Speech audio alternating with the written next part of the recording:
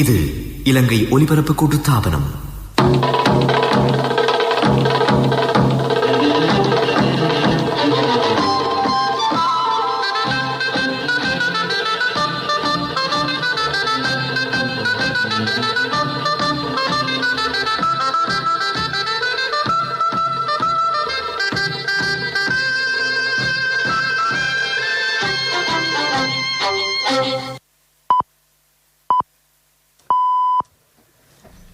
நேரம் காலை 6 மணி.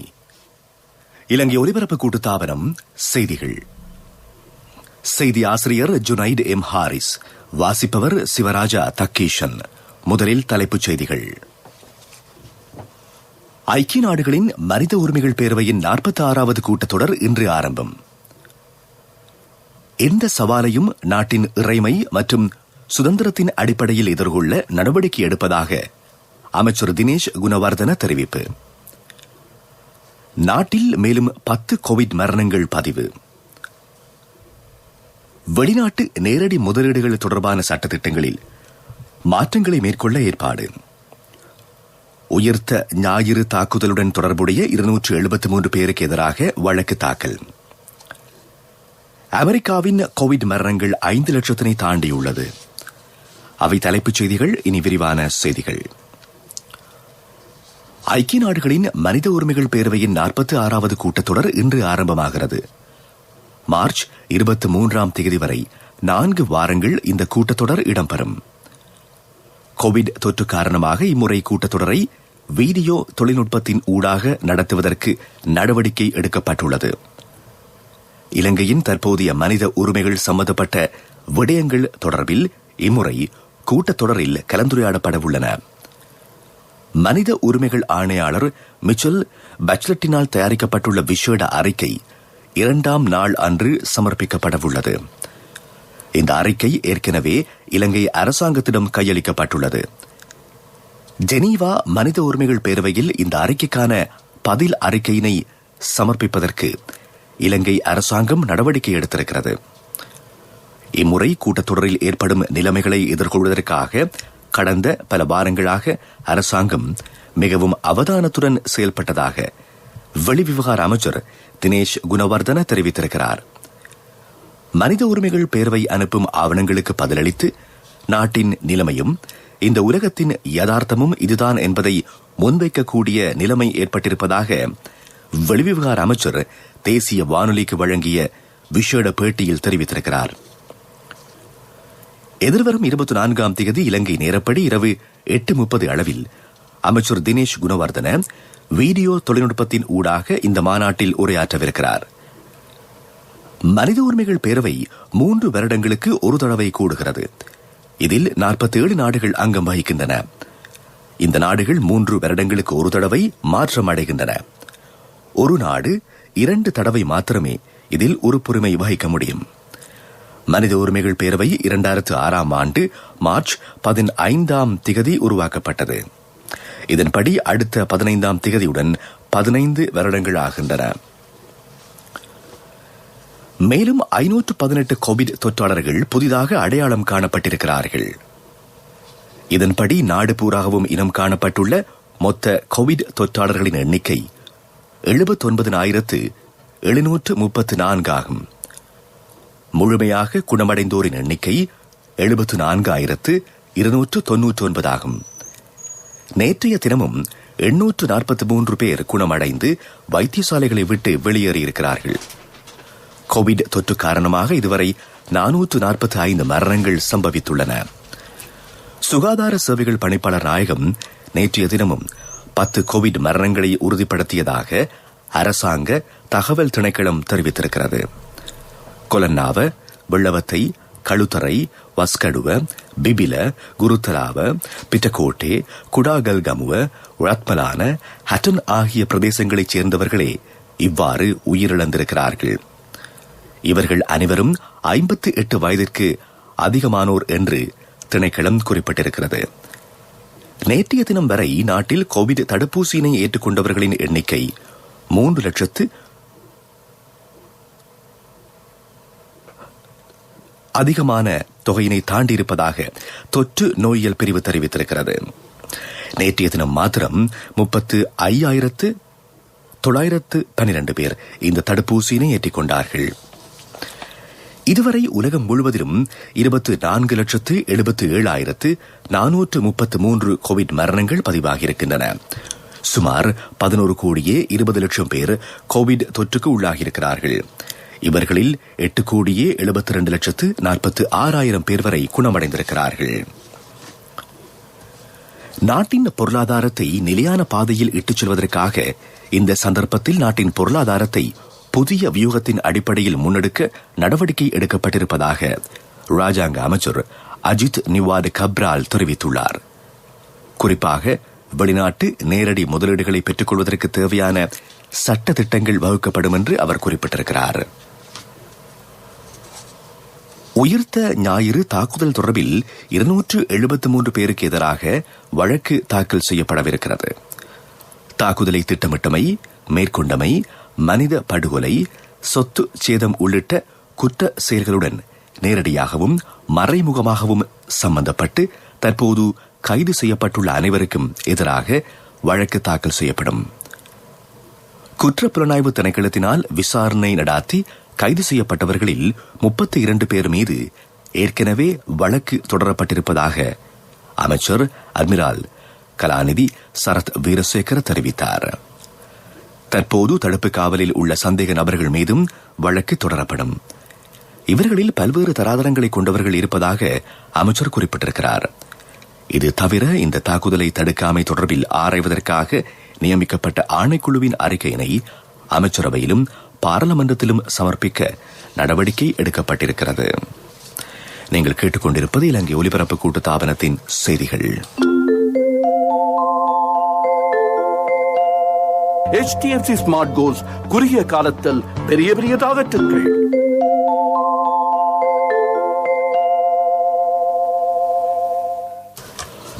இலங்கை மனித உரிமைகளை மீறியிருப்பதாக கூறி ஜெனீவா மனித உரிமைகள் பேரவை நாட்டிற்கு எதிரான யோசனைகளை கொண்டுவரும் இந்த சந்தர்ப்பத்தில் நாட்டின் அனைத்து அமைப்புகளும் பேதங்களை புறம் தள்ளி இலங்கையர்களாக ஒன்றிணைய வேண்டும் என்று கலாநிதி பிரதீபா மகாநாம தெரிவித்திருக்கிறார்.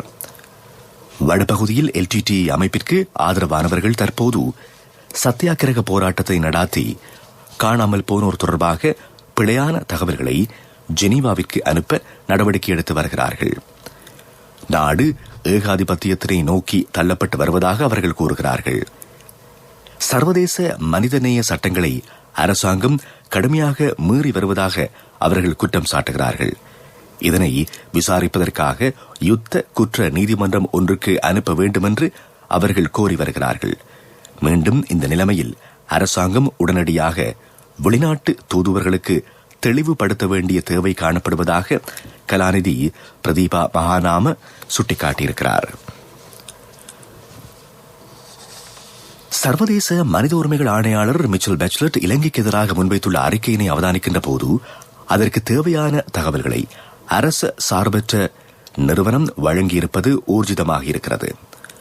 ரஞ்சன் ராமநாயக்க ரகசிய போலீஸ் துறையின் முன்னாள் தலைமை அதிகாரி ஷானி அபேசேகருடன் வழக்கு தீர்ப்பு தொடர்பில் கலந்துரையாடிய தொலைபேசி உரையாடல்கள் வெளியான போதிலும் அதில் எந்த தகவலையும் அரசு சார்பற்ற நிறுவனங்கள் மிச்சல் பேச்லெட்டிற்கு அனுப்பவில்லை. சுவிஸ் தூதரகத்தின் பெண் ஊழியர் கானியா பிரான்சிஸ் சம்பந்தப்பட்ட சம்பவம் பொய்யானது என்பது உறுதியாகியுள்ள நிலையில் அந்த விடயமும் அறிக்கையில் உள்ளடங்கவில்லை. ரகசிய போலீஸ் துறையின் பரிசோதகர் நிஷாந்த் டி சில்வா நாட்டில் இருந்து தப்பிச் சென்றமைக்கான காரணம் அரசியல் வழக்கு விசாரணை மேற்கொள்வதனால் ஏற்பட்டுள்ள அச்சுறுத்தலாகும். வடக்கில் முன்னெடுக்கப்பட்டுள்ள பொலிகண்டி வரையான எதிர்ப்பு நடவடிக்கையும் இந்த அறிக்கையில் சேர்க்கப்படவிருக்கிறது. இது திட்டமிட்ட ஒரு எதிர்ப்பு நடவடிக்கையாகும். கனடாவின் பிரம்ஸ்டன் ஆர்ப்பாட்டக்காரர்களைப் போன்றே வடக்கின் ஆர்ப்பாட்டக்காரர்களும் இலங்கை ராணுவத்தை சர்வதேச நீதிமன்றத்தில் நிறுத்த வேண்டும் என்று கோரியிருக்கிறார்கள். இதேவேளை ஐக்கிய நாடுகளின் முன்னாள் அதிகாரி தஸ்மின் சூகா ஐக்கிய நாடுகளின் சமாதான படையணிக்கு இலங்கை ராணுவம் அனுப்பப்படுவதை இடைநிறுத்த வேண்டும் என்று கோரியிருக்கிறார். மனித உரிமைகள் ஆணையாளரின் அறிக்கையில் குறிப்பிடப்பட்டுள்ள இவ்வாறான போலி தகவல்கள் தொடர்பில் இலங்கை அரசாங்கம் கடந்த நாட்களில் தெளிவான பதில்களை வழங்கியுள்ள அதேவேளை இம்முறை மாநாட்டிலும் அந்த விடயங்களை தெளிவுபடுத்த நடவடிக்கை எடுத்திருக்கிறது. கலாசார மத்திய நிலையங்களை தற்காலத்திற்கு ஏற்ப புதுப்பிக்க நடவடிக்கை எடுக்கப்பட்டிருக்கிறது. இந்த மத்திய நிலையங்களில் நடத்தப்படும் பாடநெறிகளின் தரத்தினை ஒழுங்குபடுத்தி குறைகளை நிவர்த்தி செய்வது இதன் நோக்கமாகும் என்று கலாசார அலுவலர்கள் அமைச்சின் மேலதிக செயலாளர் விஜித்த நந்தகுமார தெரிவித்துள்ளார். இதுவரை கலாசார அலுவலர்கள் திணைக்களத்தின் கீழ் அமைந்துள்ள கலாசார மத்திய நிலையங்களின் எண்ணிக்கை 194 ஆகும். மட்டக்களப்பு மாவட்டத்தில் 8 புதிய மத்திய நிலையங்கள் விரைவில் திறக்கப்படும் என்று அவர் குறிப்பிட்டார். இலங்கை ஒலிபரப்பு கூட்டுத்தாபனம் நாடு பூராகவும் உள்ள விகாரைகளில் நடத்தி வரும் ரத்தன சூத்திர பிரித்து பாராயண தொடரின் 118வது நிகழ்வு பஸ்கொட பிரலபநாதர ஸ்ரீ சுதர்சனாராம விகாரையில் இன்று இடம்பெறும். மாலை 6:30 முதல் சிங்கள வர்த்தக சேவை, சிட்டி FM மற்றும் அனைத்து பிராந்திய சேவைகளிலும் இந்த ரத்தன சூத்திர பிரித்து பாராயணம் அஞ்சல் செய்யப்படும். இலங்கை வங்கி மற்றும் டாலி பட்ல நிறுவனங்கள் இதற்கு அனுசரணை வழங்குகின்றன. அவை உள்நாட்டு செய்திகள். சாஸ்திரியார்கிட்ட மகன ஜாதகத்தை கொடுத்தன் 3 வருஷத்துல பெரிய இடத்துக்கு மகன் வருவானுண்டவர். இதுக்கு சாஸ்திரிய கேட்க வேண்டுமே, எனக்கு முதல்லயே தெரியுமே. நீங்க என்ன சாஸ்திரியோ? மகண்ட எதிர்காலத்தை நினைச்சு HDFC ஸ்மார்ட் கோல்ஸ் கணக்கொண்டு திறக்கும் போதே எனக்கு தெரியும். பிள்ளைகளின் எதிர்காலத்திற்கு சிந்தித்துக் கொண்டிராமல் HDFC ஸ்மார்ட் கோல்ஸ் கணக்கொண்டை திறந்து 3 வருடங்களில் அவர்களின் பட்டப்படிப்புக்கு வழி செய்யுங்கள். மேலதிக தகவல்களுக்கு அழையுங்கள் 2356-888. நான் HDFCக்கு போனது சாஸ்திரி சொல்ல இல்லையோ. HDFC ஸ்மார்ட் கோல்ஸ் குறுகிய காலத்தில் பெரிய பெரிய டார்கெட்டுகள். பிரதான செய்தி வழங்குவோர் ஒவ்வொரு வீட்டிலும் இருக்க வேண்டிய வீட்டு வைத்தியர் சித்தாலேப.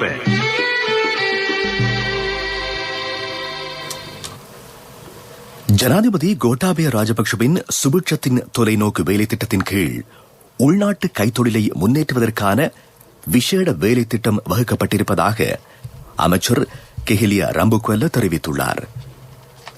சுதந்திரத்தின் பின்னர் நாட்டின் கைத்தொழில் துறை உயர்ந்த இடத்தில் இருந்த போதும் பின்னர் மேற்கொள்ளப்பட்ட பல்வேறு பிழையான தீர்மானங்கள் காரணமாக அந்த துறை பாதிப்புக்கு உள்ளானதாக அமைச்சர் சுட்டிக்காட்டினார். கண்டி குண்டசாலை பிரதேசத்தில் இடம்பெற்ற நிகழ்வொன்றில் கலந்து கொண்டு அமைச்சர் கெஹிலியா ரம்புக்வெல்ல இந்த கருத்துக்களை வெளியிட்டார்.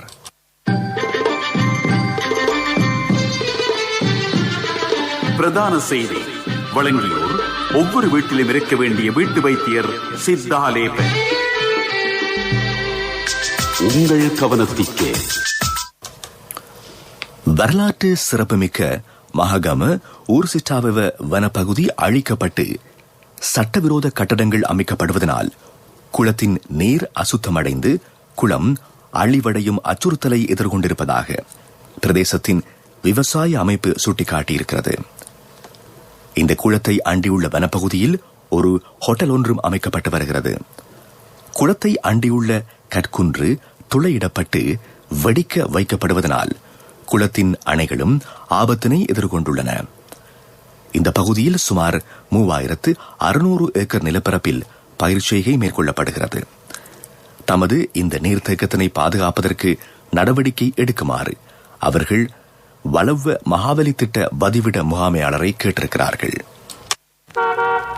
பீப்பிள்ஸ் லீசிங் புரட்சியுடன் இணையுங்கள். மகத்தான வட்டி குறைப்புடன் இணையற்ற லீசிங் தவணைகள். விவரங்களுக்கு அருகில் உள்ள பீப்பிள்ஸ் லீசிங் கிளைக்கு வாருங்கள் அல்லது அலைங்கள் 0112-206-300. பீப்பிள்ஸ் லீசிங், நம்பிக்கையின் முதல்வன்.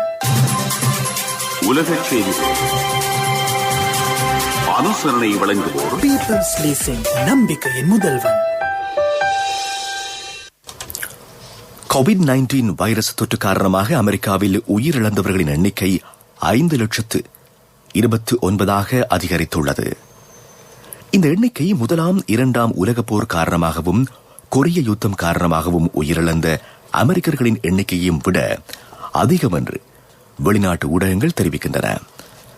அமெரிக்க மக்கள் கோவிட் தடுப்பு மருந்தை பெற்று வரும் நிலையிலும் கூட இந்த கோவிட் வைரஸ் அமெரிக்காவிற்கு தொடர்ந்தும் அச்சுறுத்தலாக அமைந்துள்ளது. அங்கு இதுவரை 2,82,00,000 மேற்பட்டோர் கோவிட் தொற்றுக்கு உள்ளாகியிருக்கிறார்கள். மெக்சிகோ ராணுவத்திற்கு சொந்தமான விமானம் விபத்துக்கு உள்ளானதில் 7 பேர் உயிரிழந்திருக்கிறார்கள். இந்த விபத்து தொடர்பில் அந்நாட்டு பாதுகாப்பு அமைச்சு இதுவரை எந்த தகவலையும் வெளியிடவில்லை. இதேவேளை நைஜீரிய ராணுவ விமானம் ஒன்று அபுஜா விமான நிலையத்திற்கு அருகில் விபத்திற்கு உள்ளாகியிருக்கிறது. விமானத்தில் பயணித்த 7 பேரும் உயிரிழந்திருப்பதாக அந்நாட்டு விமானப்படை பேச்சாளர் இபுன்கிலே தரமோல் தெரிவித்திருக்கிறார். மின்னா நகருக்கு செல்லும் வழியில் ஏற்பட்ட இயந்திர கோளாறை தொடர்ந்து இந்த விமானம் அபுஜா விமான நிலையத்திற்கு திரும்பிக் கொண்டிருந்தது. இந்நிலையில் இந்த விபத்து ஏற்பட்டுள்ளதாக தெரிவிக்கப்பட்டிருக்கிறது. பீப்பிள்ஸ் லீசிங் புரட்சியுடன் இணையுங்கள். மகத்தான வட்டி குறைப்படன் இணையற்ற லீசிங் தவணைகள். விவரங்களுக்கு அருகில் உள்ள பீப்பிள்ஸ் லீசிங் கிளைக்கு வாருங்கள் அல்லது அலைங்கள் 01122600. பீப்பிள்ஸ் லீசிங் நம்பிக்கையின் முதல்வன். அபிவிருத்தி செய்திகள்.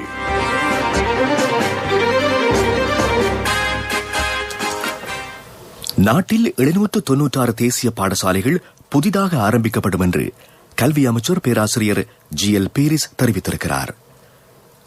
2 கட்டங்களின் கீழ் இந்த வேலை திட்டம் முன்னெடுக்கப்படும். முதற் கட்டத்தில் 123 பாடசாலைகளும், இரண்டாவது கட்டத்தில் 673 பாடசாலைகளும் தேசிய பாடசாலைகளாக தரம் உயர்த்தப்படும் என்று கல்வி அமைச்சர் பேராசிரியர் GL பீரிஸ் குறிப்பிட்டிருக்கிறார். விளையாட்டுச் செய்திகள்.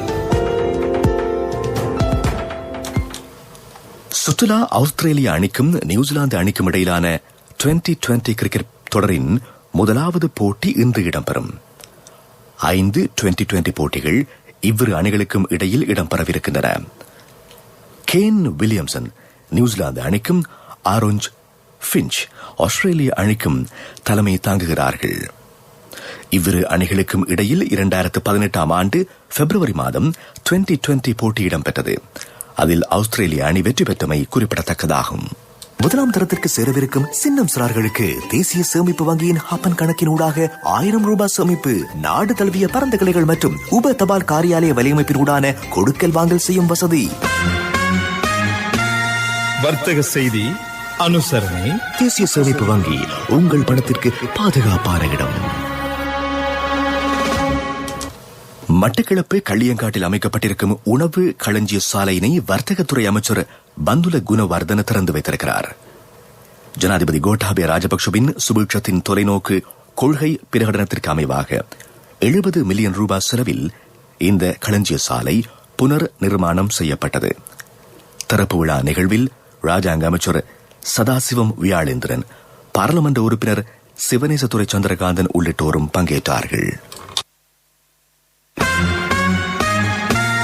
வர்த்தக செய்தி அனுசரணை. தேசிய சேமிப்பு வங்கி உங்கள் பணத்திற்கு பாதுகாப்பான இடம். 2021 ஆண்டில் முதலாம் தரத்திற்கு சேரவிருக்கும் சின்னம் சிறார்களுக்கு தேசிய சேமிப்பு வங்கியின் ஹாப்பன் கணக்கினூடாக 1000 ரூபாய் சேமிப்பு. அதிக வட்டி வீதம், சேமிப்பு கணக்கிற்கு 100% அரசு பாதுகாப்பு, புலமை பரிசில் பரீட்சைக்கான முன்னோடி வினாப்பத்திர கொத்து உட்பட நாடு தழுவிய பரந்த கிளைகள் மற்றும் உப தபால் காரியாலய வலையமைப்பினூடான கொடுக்கல் வாங்கல் செய்யும் வசதி. நீங்களும் இன்றே உங்கள் செல்ல பிள்ளையின் எதிர்காலத்திற்காக ஹப்பன் கணக்கொன்றினை ஆரம்பியுங்கள். நிபந்தனைகளுக்கு உட்பட்டது. உங்கள் பணத்திற்கு பாதுகாப்பான இடம் தேசிய சேமிப்பு வங்கி. பொருளாதார செய்திகள் அனுசரணை. இப்போதான் சந்தோஷமா பள்ளிக்கூடம் போறாள். எல்லாம் நீங்கள் சைக்கிள் வாங்கி கொடுத்ததால. LOLC கிரெடிட் கார்டு இருந்ததால நினைச்ச உடனே வாங்கி கொடுக்க கூடியதா இருந்துச்சு. LOLC ஃபைனான்ஸ் கடன் அட்டை உங்களை மேலும் உயர்த்திட. இலங்கையின் சுற்றுலாத்துறையினை கட்டியெழுப்புவதற்காக சுற்றுலாத்துறை சார்ந்தோருக்கு மானியம் வழங்க அரசாங்கம் எதிர்பார்த்திருப்பதாக அமைச்சர் பிரசன்ன ரணதுங்க தெரிவித்தார். சுற்றுலாத்துறை மூலம் ஏராளமாக மக்கள் வாழ்வாதாரத்தை முன்னெடுப்பதாக அவர் கூறினார். இதனை அடிப்படையாக கொண்டு நாட்டில் சுற்றுலாத்துறையினை அபிவிருத்தி செய்வதற்கு வேலை திட்டம் முன்னெடுக்கப்பட்டிருப்பதாக அமைச்சர் தெரிவித்தார். இப்போதான் சந்தோஷமா பள்ளிக்கூடம் போறாள். எல்லாம் நீங்கள் சைக்கிள் வாங்கி கொடுத்ததால. LOLC கிரெடிட் கார்டு இருந்ததால நினைச்ச உடனே வாங்கி கொடுக்க கூடியதா இருந்துச்சு. LOLC ஃபைனான்ஸ் கடன் அட்டை உங்களை மேலும் உயர்த்திட. காலநிலை அறிக்கை.